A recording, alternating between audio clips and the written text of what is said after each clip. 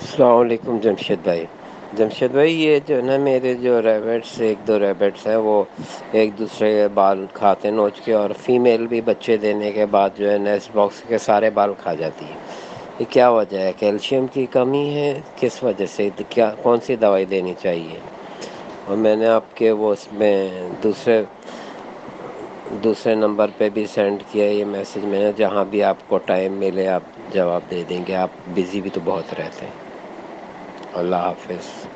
جاوید صاحب میرا یہی نمبر ہے، وہ نمبر میں یوز نہیں کرتا، وہ میرے گھر میں ہوتا ہے، اس کا واٹس ایپ میں یوز نہیں کرتا۔ بچے جو ہوتے ہیں ایسے بچوں کو علیحدہ کیا جائے، ان کو گھاس کی کمی ہو تو ایسی حرکتیں کرتے ہیں۔